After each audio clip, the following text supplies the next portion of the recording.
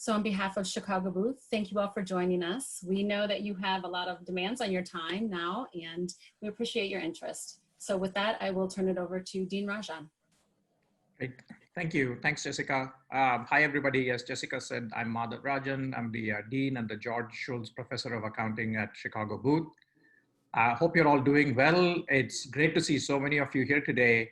And it truly is a pleasure to welcome Booth alumna Ann Mukherjee, Chairman and CEO of Pernod Ricard North America, to kick off our second virtual Distinguished Speaker Series. The series is a long-standing Booth tradition, of course. The goal is to bring high-profile leaders from government, from business, from the community to the school to share their insights and experience. We held our first virtual Distinguished Speaker Series in the spring, and it was very successful. We had great chats with alumni such as Kurt Del Bene from Microsoft, Tom Ricketts of the Cubs, Jenny Scanlon from UL, and Byron Trott from BDT. And we learned a lot about these executives and how their companies were responding to COVID at that time. So I'm thrilled to introduce today's speaker, Ann Mukherjee. As I mentioned, Ann is Chairman and CEO of Pernod Ricard North America, one of the largest wine and spirits companies in the world. Ann joined the company in December 2019, but bringing with her nearly 30 years of incredible experience in marketing. Prior to coming to this role, Ann was Global Chief Commercial Officer for SC Johnson and was responsible for the $12 billion consumer global business division that's present in more than 90 countries. She joined in 2015 as the company's first ever global chief marketing officer. Prior to that, Ann spent a decade with PepsiCo in various leadership roles, including president of Global Snacks and PepsiCo Global Insights, SVP and chief marketing officer of Frito-Lay, and marketing vice president for Quaker Snacks. And before that, she had spent 11 years at Kraft Foods Group, managing some really iconic brands, including Kraft Mac and Cheese, Kraft Singles, Taco Bell, and Minitrice, to name just a few. Ann has received many accolades, honors through her career. She was named to Forbes' top 50 most influential marketing CMOs. She was named Marketer of the Year by Brand Week. And we hope contributing to her great success is that she has 2 degrees from the University of Chicago, a BA in economics and religious theology, as well as an MBA in finance. And it's wonderful to have you. Thank you so much for being here. The honor is certainly mine. So I thought I would begin by asking you something about your current role and then sort of going back. As I mentioned, you became CEO in December 2019. And then, of course, by February, March, the pandemic hit. What were those initial months like? Did you have a chance to settle in? And what has it been like since? Yeah, so again, Dean, thank you so much for having me on. And before I answer the question, I just wanted to give a huge shout out to everyone who's in the audience, fellow alumni, as well as the students. I think the students who are at Booth have made the best decisions of their lives. And I want to give a shout out to a new student that's joining Booth, my own nephew, Pratik Ray, and I think he's on in the audience. So it's just great to have the family continue in the tradition. I will tell you, Dean, it's been an interesting 7 months. You know, I kind of feel like I got in just under the wire because, you know, I had 2 or 3 months to kind of meet the organization, travel the world, meet the broader group at Pernod Ricard. And, you know, when we were already an agile working environment at Pernod Ricard, so it was really easy for us to kind of go agile completely as a part of the company. But I will tell you, those early days and making those personal connections mattered because, you know, coming in as a CEO, I'm actually the first outside hire Pernod Ricard has made in the history of its company. And as we all know, at very high levels of executive ranks, organ rejection is very high. So, you know, it made a huge difference in terms of me being able to start up and quickly, and I mean quickly, change the direction, become very agile. And so those early days were really important. At this point, are you, so first, I think people would be interested to know where you are right now. And at this point, is the company fully work from home or does it vary by location? Yeah, so my headquarters are in New York on Park Avenue, and when the pandemic hit, I was actually living in temporary quarters in Manhattan, looking for a new apartment with my husband literally that weekend, and had to fly back immediately to home. And home right now is Dallas, Texas. So I'm sitting here in sunny Dallas, and I thought at the time I was escaping kind of the hot zone to come to what was kind of the safe zone in America. And that, of course, is completely flipped. And so I have been a prisoner in my home for the past, since March, and pretty much running the company from my breakfast nook. So it's been a fascinating ride. Now you have distilleries across the US. Are they in operation right now? Yeah. Have they been the whole time? Yeah, so to your question, you know, we have several distilleries. We make American whiskey here in the United States. So in Kentucky, here in Fort Worth, Texas, as well as West Virginia. We have wineries in California that, you know, we did shut down, but our distilleries remained open. We have 2 production facilities, one in Arkansas and one in Canada near Windsor. And both those production facilities had to remain open because we were working literally every shift to keep up with demand. And at the same time, as I know you know, Dean, you know, we kind of shut everything down March 13th. On March 16th, my head of production and head of public relations literally came to me on a last minute meeting asking if we could make hand sanitizers.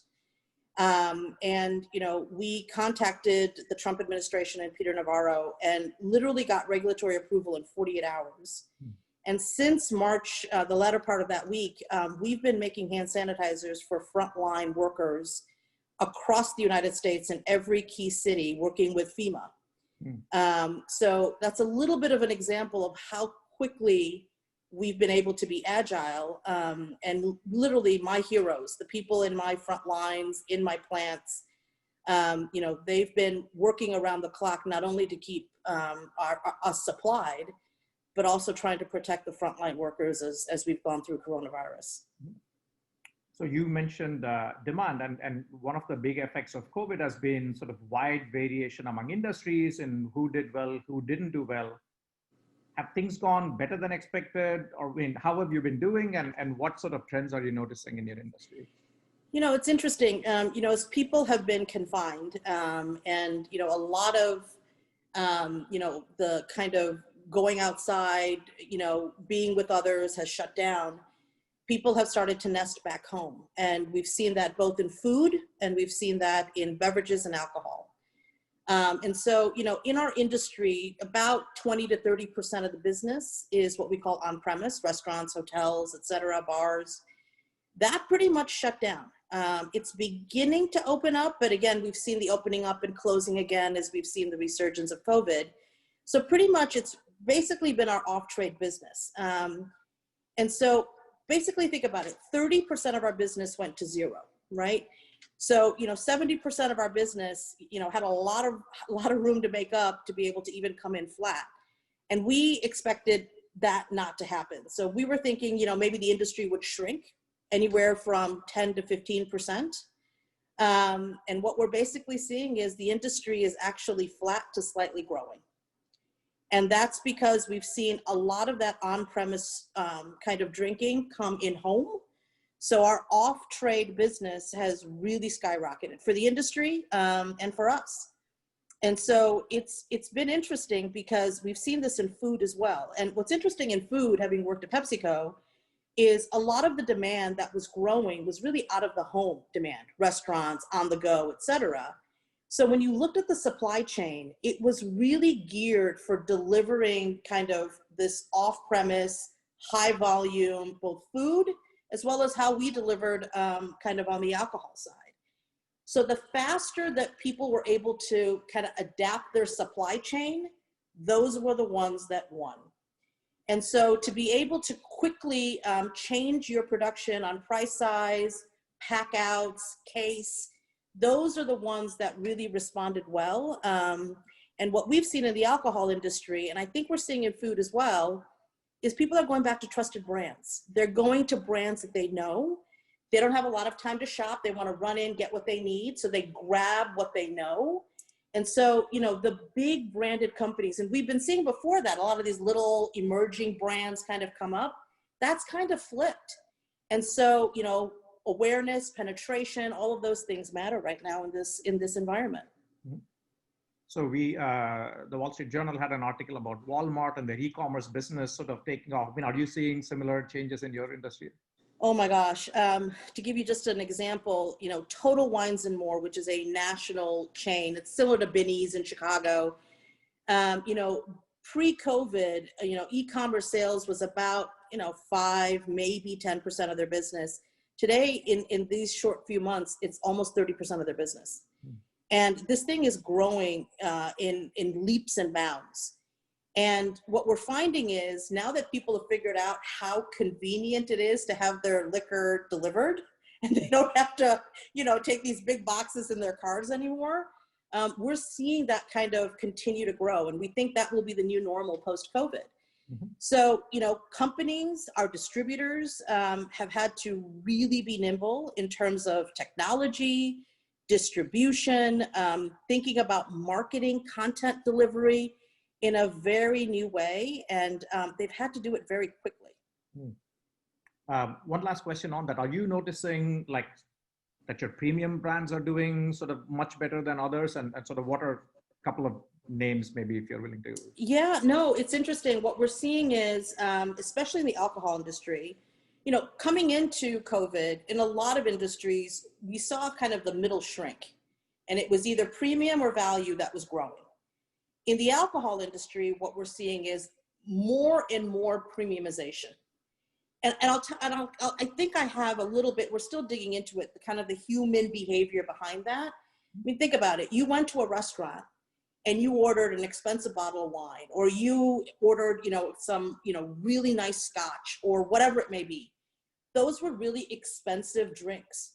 Well, you can buy that same experience, and instead of spending, you know, $300 a bottle, you can go to your local liquor store and get that for $100 a bottle.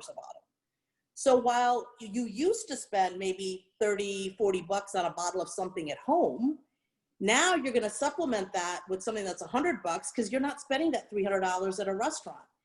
So we're seeing a lot of shifting of spending, and even in that shift in the total disposable income, people are still spending less, but actually getting higher quality. And so we're seeing quite a premiumization in our industry. Okay.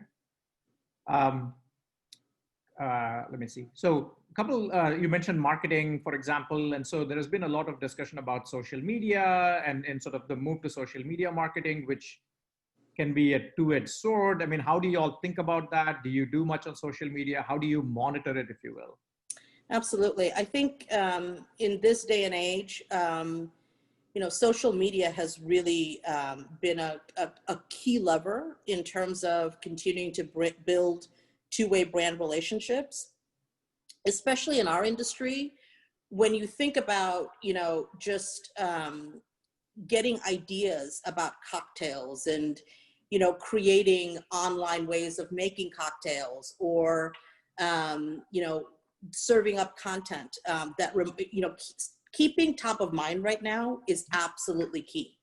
It's not just the content, it's actually just, you know, top of mind awareness is really, really critical. I think what we have to balance that with is the kind of backlash that's going around in social media right now. And we as advertisers, our role in that, and how we do it in a very responsible way. You know, we've got a lot of social media platforms right now, you know, that are under a lot of pressure about transparency, about what they're doing on, you know, hate and misinformation. And what we have to remember is we as the advertisers, we're the ones that are enabling that, because it's our dollars that fund these social media platforms. And, you know, either just boycotting them or, you know, hiding behind the data and saying, what can we do is just not good enough. And the interesting thing about social media is it's an inverse business model, because the big advertisers, they only kind of represent less than 20% of the total revenue for these social media platforms. It's the tail that actually drives a lot of their revenue. So this has been an interesting space. And I think it's created a conversation today around not just return on investment on what you're paying in your media, but I think it's starting to raise questions around return on responsibility. And how do you balance the two and make sure that, you know, you're doing things in a way that your conscience is clear? So even right after you joined, took this role, you've been very outspoken in sort of taking certain stands, you know, about drinking responsibility and anti-sexual violence. How did you decide to sort of do that right off the bat? Is that something that, and sort of what was sort of the background behind that? You know, it's, I think the days of, you know, it's just business and it's not personal are over. I think today, you know, when you think about consumers and you think about, you know, how we interact with the world, people are not just buying brands, they want to buy into brands. They want to understand the values of the company, of the brand. What does the brand stand for? What does it stand against? And I think that also has a translation to the people and the leaders behind these companies. And, you know, it's a very transparent world. Anyone can look up the CEO of Pernod Ricard North America and they'll find me. And so, you know, I think as executives and as leaders, we have to start bringing our whole self to what we do. And, you know, I know in the latest Booth magazine, there was this whole story about, you know, what I did on Absolute. And honestly, it stems from a fact that, you know, Absolute has always been this kind of provocateur brand in culture. And, you know, people want to have an honest dialogue. And when, you know, when we started really understanding our consumers, you know, this is a very Gen Z brand. Vodka is a very Gen Z category. And the Me Too movement, everything that's going on with social unrest, these were real big issues for our core target. And so, you know, as we started getting into it, you know, this is a target group that's saying, don't just tell me, show me. And so every brand's been talking about drinking responsibly. Well, what does drinking responsibly really mean? And so being able to have that honest dialogue that, you know, alcohol can be used as a weapon for people who want to, you know, victimize others, we need to have an open dialogue about that. And let's really start, you know, dissecting what responsibility means, and let's start creating a conversation. So, you know, I advise anyone who starts at a company, you know, start understanding what the problems to solve are for your company. If there is a role for you to play it. Don't shy away from it. You know, make sure it matters to the company and to the brand. Just don't insert yourself. But if there is an opportunity, you should go do it. And, you know, things around sexual violence, I've been very vocal about. You know, social media responsibility, I've been very vocal about. So, you know, this one of the reasons why when you join a company, you join a company's values. And that's why I joined Pernod Ricard. Their values match mine. And so it was really easy for me to come in and be able to unite the two and be open about who I was as a leader and how that, you know, dovetailed to what we needed to do as a business. So as a CEO and a woman of color, you're very, very rare, you know, it's sort of in that position. How do you think about that? And from your standpoint, how do you think about diversity more broadly within the company? Yeah, I get that question a lot, and especially in my career. And I won't lie. Many boardrooms, even today, as I've come up through the ranks, many times I have been the only woman in the room. And people have asked me, is that frustrating? Is that difficult? And here's what I would tell you. There's a pro and a con. The con, of course, is that having only one woman's voice, usually only the color in the room, I had to check my ego at the door many times. And when you have a lot of men in the room, it's hard. And you have to find a way in a respectful manner to have your voice heard. So did I get a lot of training on that? Boy, did I. Did I learn a lot from a lot of smart people? Yes, I did. The con, though, is we needed better balance. And it's not just about getting more women in or more people of color. It's about having the right balance. It isn't more women or more men. It's about reflecting the consumer base or the society you serve. And, you know, this is what University of Chicago and Booth has taught me. You know, the more diversity of thought that you bring in to a problem to solve, the better the answer is going to be. And if you only have homogeneity, you're going to get groupthink. I learned that my first year at Booth. And so I've learned a lot through this experience, but I work now very hard to create better balance in my leadership teams, in my organization. And, you know, I think long and hard with any company I'm in. 10 years from now, what do I want to what do I want that to look like 5 years from now? And therefore, how do I plan today to start developing those people today? So 5 years from now, that reality happens. And I think many people aren't doing that. They're hoping that it'll just naturally happen. It doesn't. It takes a lot of careful curation and courage. And you have to take chances on people. And so, you know, it's a huge part of how I lead. And, you know, as a CEO, my job is what? Vision and people. So that's where I focus. I make sure we have the right vision and a strategy that works and the people that will unlock it. Let me go back to Booth because you mentioned it. So it's amazing if you go back, say, 15, 20 years, Booth was not viewed as a marketing school, right? But I think if you look at sort of the people who have become incredibly successful in marketing, you know, if you start with Jim Kilts and obviously you and many others who are CEOs of sort of big consumer names, you know, sort of Taco Bell or Chipotle or other, why do you think that is? So, God, I think Booth was ahead of its time. Okay, let's start there.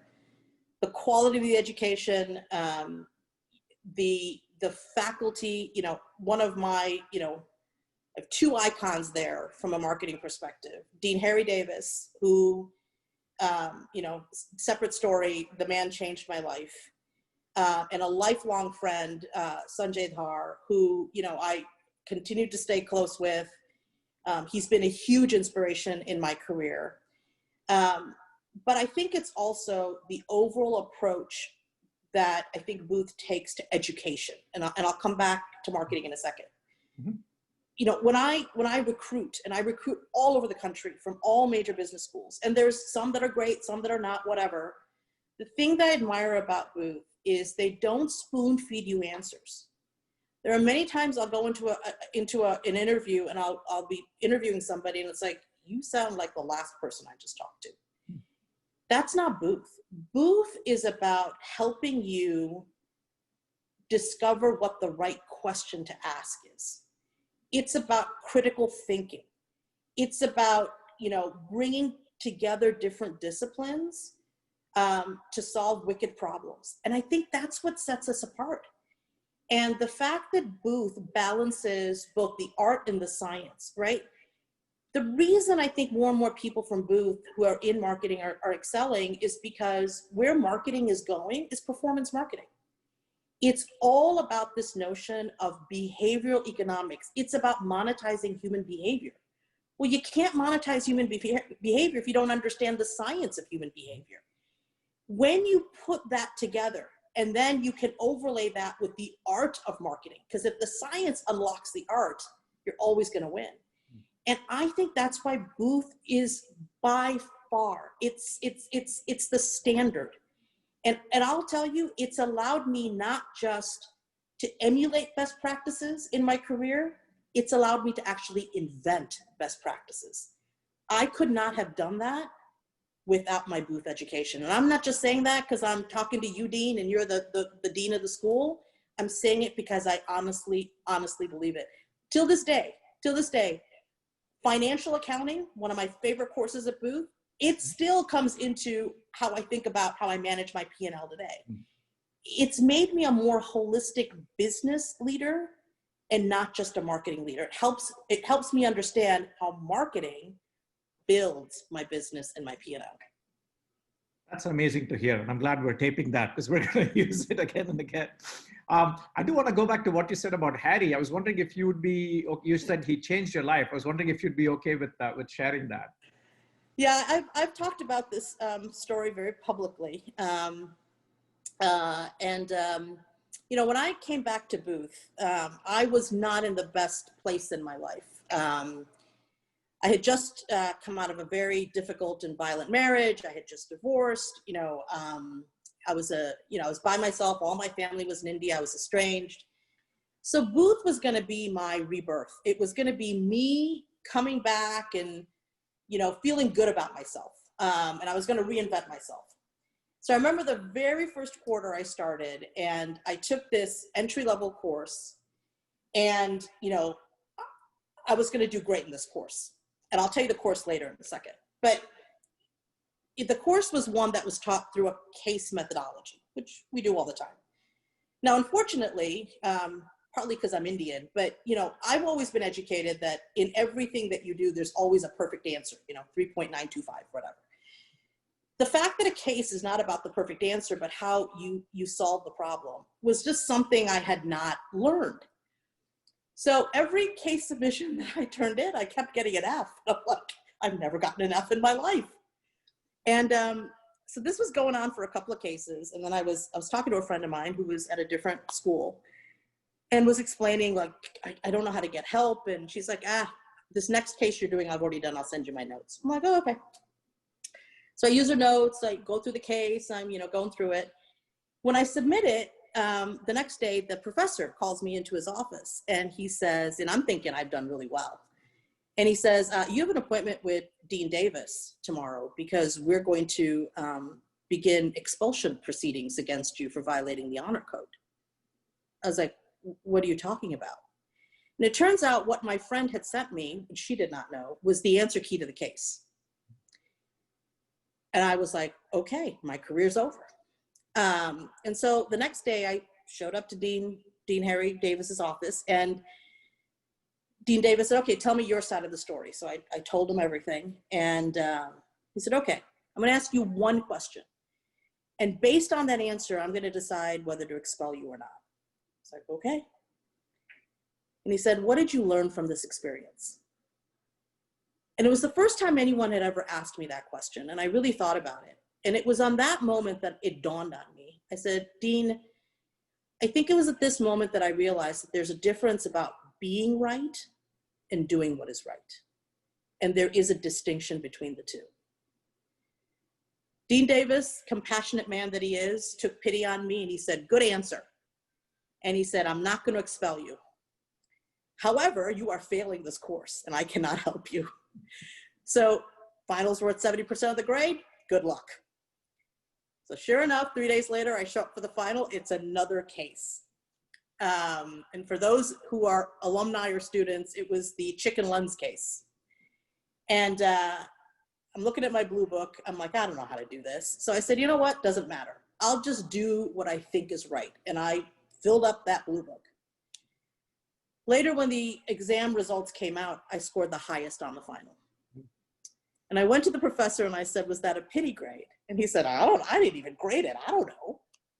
And so it really, at that moment, I really figured out that I actually had more potential than I realized. And I didn't have to be this perfect definition of what a perfect answer or what a perfect me needed to be. And if I would just give myself the opportunity to do what I thought was right, it might actually be a good thing. And it was the S curve of my learning. It changed how I learned, how I approached things. Later, Dean Davis, actually, I started working for him in the lead lab. It was great. Surprisingly enough, a few months ago, I was with Sanjay Dhar. I was guest lecturing in his course, and Dean Davis came by. And we're talking, guys, you know, a long time ago, right? Quarter century. And I reminded Dean Davis of this story and he laughed. And it was, I mean, this man changed my life. And it was one of the greatest learnings I got. It was worth every dollar of my Booth education. Well, thank you for sharing. I really appreciate that. So We have a bunch of questions already, so I'm going to ask Jessica to start asking them. And then if we have time at the end, I'll come back and ask one or two more. Right, Jessica, take it away. Sure. We actually have several questions that were submitted before the event. So I'm going to start with some of these. The first question is, what personal behavioral characteristic or approach would you attribute to your professional growth? So first and foremost, curiosity. I would tell you, being a lifelong learner and being curious about the world, and I mean not curious just about business, but life in general.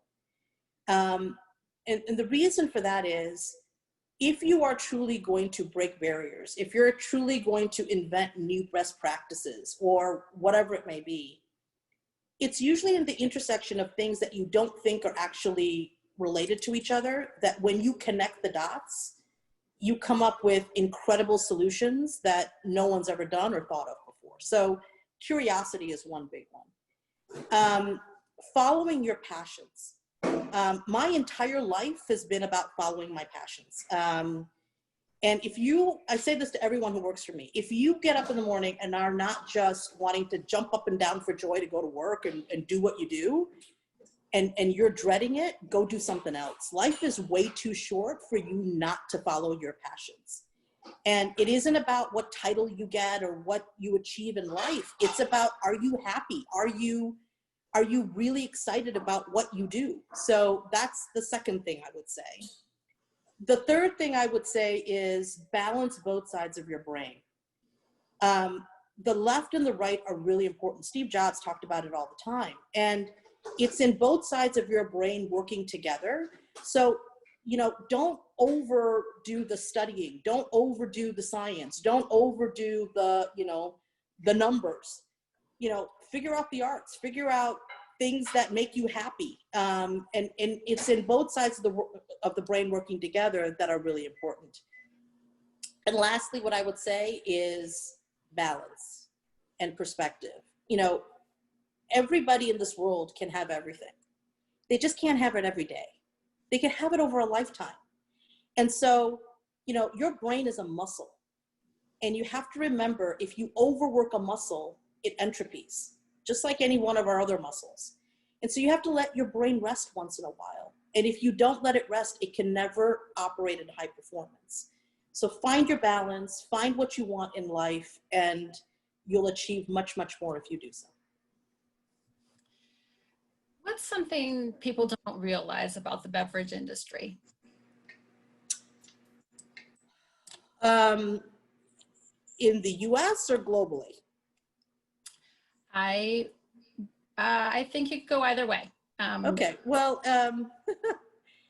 so some fun facts. There are 4 states in America, that represent over 50% of all alcohol volume. Out of all 50 states, only 4.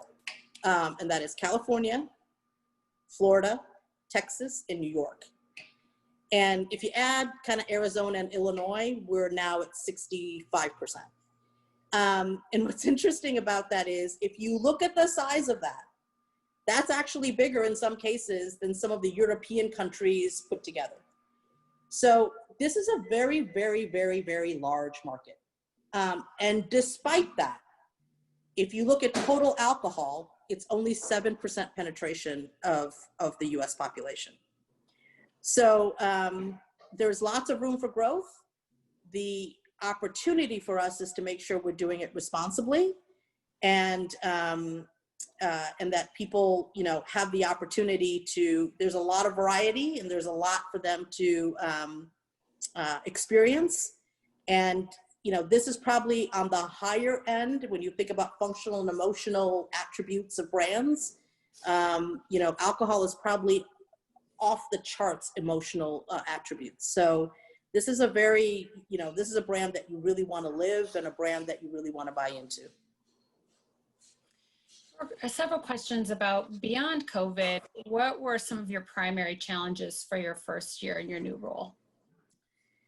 Yeah, any company, and I've been a senior leader at many companies, and there are some things that I've just learned you have to go do in any company that you join. And the first one is, and it's hard to do, is listen. And it's that balance between listening objectively, not having biases, but at the same time as you're doing that, quickly developing hypotheses around things that are working, things that may not be working, things that you want to create impact against. And so, being able to have what I will call almost a researcher type mentality coming into an organization such that you can objectively dissect is really, really critical. And at the same time, people are looking to you to validate, were you a good hire? So you also want to be able to start sharing kind of what you're bringing to the party without, creating this kind of feeling that you're not listening to the organization and not understanding what makes it great. Because it isn't that everything before you was terrible. It was, there's a lot of things that were great. And what is it that you're going to value add to make it better? And how are you going to bring the organization along for them to be the heroes to go do that? So it's a very tricky balance of asserting yourself, but still taking that step back to really listen and understand, where the opportunities are. In true Booth fashion, I'll give you a little bit more challenging question. Can you comment on the effect of the recent findings reported in the Wall Street Journal today about reducing recommended drinking from 2 drinks to 1 drink a day? Yeah, look, this is true of whether, I've now worked in salty snacks, I've worked in sugary snacks, I've worked in sugary drinks, I'm now working in alcohol. Here is the thing that I've always learned. Life is great in moderation. It's all about balance. And everyone should really understand what their personal balance is. And at Pernod Ricard, we believe in conviviality. We do not believe in excess drinking. We do not believe, that people should drink irresponsibly. Alcohol is something that helps you celebrate moments that matter. Could be everyday moments, it could be celebratory moments, but it should be done, in a very responsible way. It isn't about, trying to chug something down. It's about enjoying a cocktail together. It's about experiencing, what that means. I'll give you a great example. Pernod Ricard makes a brand called Chivas Regal. And in India, Chivas it's an iconic brand. And so when I got this job over Christmas, I went back to India. And my father-in-law, who is now passed away, his favorite brand of all time was Chivas Regal. So my husband thinks my father-in-law got me this job, just so you know. And I went back to India and I found this beautiful 25-year-old Chivas. It's very rare, comes in this beautiful wooden box. And my father-in-law, when he was alive, had a son-in-law that he adored. And every time my father-in-law would come home, he'd bring a bottle of Chivas, and they would enjoy a glass of Chivas together. And my father-in-law now has been gone for over a decade. And so I took this Chivas Regal and I went to the son-in-law and I said, today I give you this gift in memory of my father-in-law as a celebration of him. This man is 75 years old, the man I gave this gift to. The most unemotional man you've ever met in your life. The man just broke down and started crying. And so, this is what I mean about, this is not just about consumption, it's about experience and memories. And so that's the way we need to treat this category and make sure that people are doing it responsibly and doing it in a way that really celebrates the memories that matter to people. What's the toughest decision you had to make as a CEO now and as a SVP at Pepsi? Well, I'll tell you that one of the hardest decisions I've had to make now is, as I was explaining to Dean Rajan, which is, our on-premise business, restaurants, bars, et cetera, 30% of our business, we have a lot of people that we dedicate to that side of our business. as that has shut down, that has had an impact to our workforce. And, I thought when COVID first hit, give it a couple of months, summer will come, everything will be fine. None of us realized we'd be in the state that we are today. And I had to make a very hard decision about our workforce. And I'm very conscious of the fact that, these are families, these aren't just employees. And so how we did it, how we went about doing it, that was a very, very hard decision. And that's a decision we as CEOs have to make all the time when we're trying to keep our business, fit for purpose in the marketplace that we compete in. And so that's probably been the hardest decision I've had to make in the most recent tenure here at Pernod Ricard. What were some of the key career decisions you've made that helped you advance your career to the CEO level? I've always had a philosophy, and it started when I was back at PepsiCo. When we look at the disruption that we've seen in the marketplace, and you can say it started back in 2008, but it's been starting for a while. I think technology has made a profound change for us as a society. Competition is no longer, other companies. Competition is actually the consumer or all of us. We have these devices that we can buy anything, anytime we want, at any price we want. And so, this age where it was all about supply and the advantage that you can create through supply, whether it be manufacturing scale or distribution capabilities, whatever it was, your R&D capabilities, those are no longer sustainable competitive advantages. And because the power is shifting to the consumer and to the people buying, the power is now in demand. And if companies don't understand how to understand their demand patterns, understand how to forecast their demand patterns, they won't know how to create an organization that can supply that demand in an advantaged way. So as I've been a CMO, as I've said before, marketing has turned into a performance game.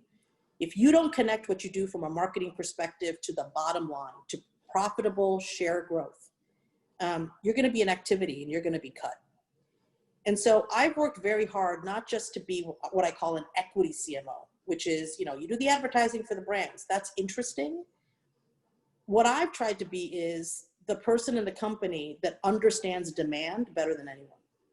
And so I've always seen myself as a commercial CMO. And so, when I'm in boardrooms or I'm in executive meetings, whether it be at PepsiCo or at SCJ, wherever, I've always been that voice that says, let me tell you what the linchpin will be for our strategy for growth. And so I've always been growth oriented. And so that's what allowed me to quickly take what I do and translate it from marketing to business to P&L management. And that's what got me through the CEO track. And for more people out there that, think if I just do finance or if I just do operations, I could just be a CEO, those days are over. We have to be multidisciplined, and we have to understand how all parts of the organization influence demand. And when we understand that, that's going to be the new track for CEOs. One consumable segment that has continued to grow rapidly in the pandemic is legalized marijuana. How is your company positioned there? There's actually quite a few questions on that. Yeah, here's the thing. When you look at kind of this whole space, and there's a lot of literature out there in terms of where is legal marijuana sourcing from, et cetera. A lot of people were seeing it come more from beer than we are from liquor. But the issue is when you really get into it, what drives consumption is context and kind of what the occasion is that you're trying to consume a particular product in. Will things start overlapping and sourcing over time? Yeah, maybe. This is why you need to understand demand patterns. But I think legalized marijuana is still very much in its infancy, because what they have that a lot of other industries don't have is that there is just as viable of a black market that still exists. And, you know, if you look at the black market, it's still very quality, high grade marijuana that's actually cheaper, not regulated, not taxed. And so I think the cannabis industry is still going through a lot of change. I think it's going to morph through the years. I think there's a difference between edibles versus, you know, people who like to actually inhale and smoke. And I think this is an industry that is definitely going to see a lot of growth, but I still think it's going to see a lot of change, and it hasn't really stabilized yet. So, you know, it's one that we're all keeping our eye on, but there's a long runway yet to go. How do you view the very recent acquisition of Aviation Gin? Great brand. I think a lot of people like Ryan Reynolds. Good for him. It's a fantastic brand. You know, and you know, gin is an interesting segment. It's much bigger in Europe than it is in the United States. You know, what's bigger here is tequila and cognac. We're seeing massive growth in those spaces. And gin is we don't see the same type of growth. We see it in kind of the more premium segments. So it's a nice brand. Don't know its runway, but it's one that's got Ryan Reynolds, and it's, you know, people like that. It looks like there's somebody who used to work with you at Kraft who is asking a question. So I'm going to read what he wrote here. It's so gratifying to see your success after working with you all those years at Kraft, many years ago. This is from Carl Johnson. So maybe you guess the name. Oh my gosh, Carl, one of my favorite people. Okay. His question is, even in non-pandemic times, teams operating remotely are often severely challenged in terms of communication and agility when it comes to effective decision-making. What strategies and tactics have you used to overcome these challenges in today's difficult world? Oh, first of all, Carl, hello. Talk about some leaders in your life that just set the bar of what a great leader is. That is Carl Johnson. He is, he's an icon in my life. Carl's asking an extremely important question. You know, it is, I think, very difficult. I think it is doubly difficult to work in an agile environment than it is in a physical environment. I think burnout is higher.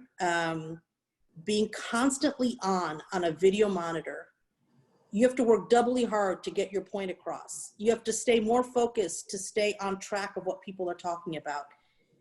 It's not easy. It's actually very, very hard. And one of the things that we've started to plan is when we think through our priorities and the kind of the volume of work, we're now adding time because of loss of productivity. So things that used to take a week now take 2 weeks.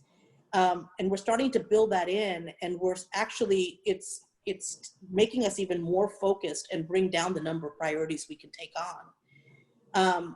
And, you know, when you think about, like, for us, our company is headquartered in New York. I have many people who are in these tiny 2-3 bedroom apartments. They have 2 or 3 kids. They're trying to manage, you know, raising kids, being on a Zoom.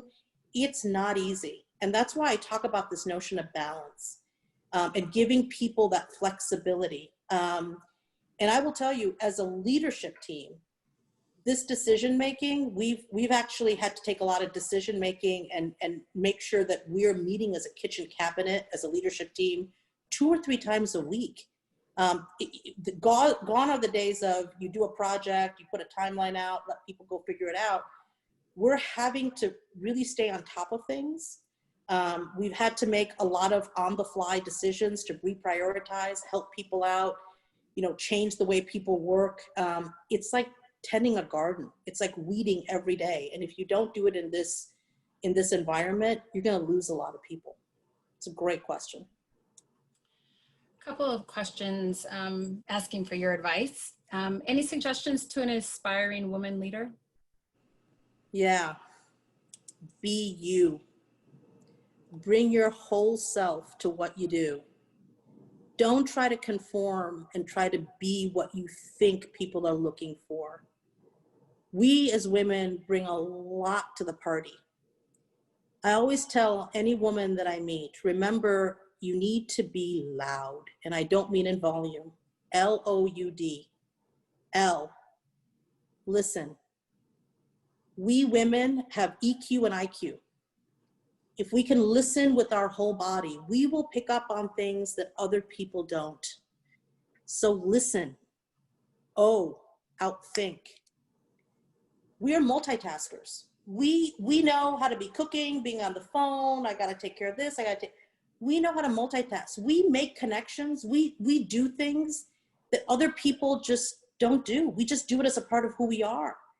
So bring those to bear as you try to outthink others. You unite. We're nurturers. When you can bring people together, bring them into a solution together, give them skin in the game, it unlocks how people behave. And D, deliver. When you deliver consistently over and over again, that's what gets senior managers and executives to notice you. And that's when they pull you up. But remember, be loud, bring your whole self, and the most important thing, don't be perfect. Perfect is a sickness. Culturally, we've been trained to be perfect, perfect mother, perfect daughter, perfect sister, perfect. It's all crap. We're not perfect. It's in our imperfections that we bring our greatness. So bring your whole self, don't be perfect, and be loud. Hard to top that one. Do you have any kind of remaining words of wisdom for those starting Booth this fall? There's a few questions about that. Yeah, boy, if you're starting Booth, oh God, I'm so jealous. I would love to start over again. You know, take courses that make you uncomfortable. Take courses that you didn't think you would take. Find courses that really help you exercise both sides of your brain. Use this as an opportunity, not just to educate your mind, but use this opportunity to connect with others that you've never met before. You're going to meet people from all walks of life. Educate your soul, educate your values. This is a time of discovery, not just in a classroom setting, but in a people discovery setting. Challenge yourself, push your boundaries, because all of those things that make you uncomfortable, it's like training. And when you get out into the real world, it's going to give you an edge. I am going to turn it over to Dean Rajan, I think, to close out, but just wanted to remind everyone, I'm getting several questions about, will this be recorded? Is this being recorded and will it be posted online? The answer to that is absolutely yes. So with that, I will turn it back over to Dean Rajan. Thanks, Jessica. And that was incredible, fascinating, and I really appreciate how thoughtful you are and also how outspoken you are in sort of answering questions head on. I want to end on one note which we chatted about. I liked your answer to the Aviation Gin, where you were like not that sort of impressed with it. I wanted you to tell people about Monkey 47, so I want to leave you with that. I love you. This is why I love you, Dean Rajan. Yes. So I didn't want to boast about our own brands, but you want to talk about the greatest gin ever. Monkey 47. 47 botanicals in this gin. It is a handcrafted gin. It is the most beautiful thing you've put in your mouth. We actually make it in Germany. It's imported into the United States. You want an incredible gin experience? Monkey 47. It's not just about the celebrity, it's about the liquid.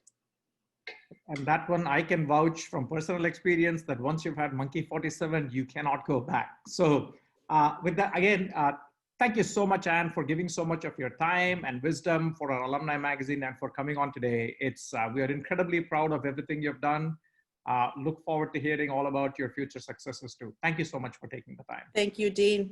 Really appreciate it.